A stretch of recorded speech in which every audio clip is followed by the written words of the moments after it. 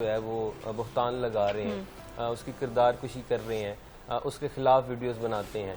आपने मुख्तलिफ चैनल्स में देखा होगा, मुख्तलिफ एंकर्स के खिलाफ जो है ना बात हो रही होती है या मुख्तलिफ एजेंसियों के खिलाफ बात हो रही होती है। तो वो क्या करते हैं, वो अपनी हित के इज्जत का जो दावा होता है वो करते हैं, डेफेमेशन का। पीपीसी पाकिस्तान पीनल कोड का 499, 500 एंड 501 जो है वो इसको डील करता है। तो इसके थ्रू अगर हम सोशल मीडिया पर जाएंगे तो वो एक अलग चीज़ आ जाएगी, ठीक है। वो उसको NCCIA जो है वो पीका एक्ट के थ्रू जो है वो उसको देखता है।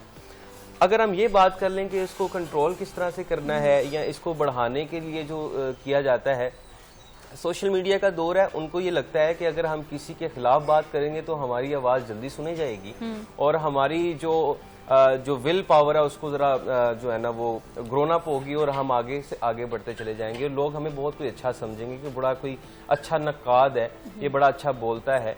लेकिन ऐसा नहीं होता कि आप किसी की किरदार कुशी करते हुए आगे बढ़ते चले जाएं। एक वक्त आता है फिर आपको जो है ना उसको भुगतना भी पड़ता है। तो इसके लिए किस तरह से भुगतना पड़ता है, क्या करे एक आम इंसान, क्या करे? किस हवाले से कि अगर कोई आपको टारगेट कर रहा है जी, आपकी इज्जत पामाल कर रहा है, तो एक आम इंसान क्या करे? आम इंसान जो है पहले तो उसको सॉर्ट आउट करने की कोशिश करते हैं, मैं तो इनिशियल लेवल पे, लेकिन हर चीज के लिए कानून मौजूद है, ठीक है। NCCIA जो है इसको डील करती है, पीका एक्ट जो है वो उसको डील करते हैं 2016 और 2025 आफ्टर द अमेंडमेंट।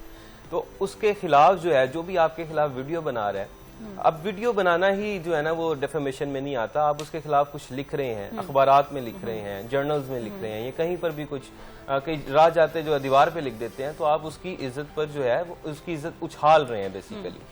तो उसके लिए जो कानून मौजूद है वो आपके स्क्रीनशॉट्स, आपकी रिकॉर्डिंग्स, आपने जहां जहां जो कुछ लिखा है वो NCCIA उसको कलेक्ट करेगी, आपके खिलाफ कार्रवाई होगी।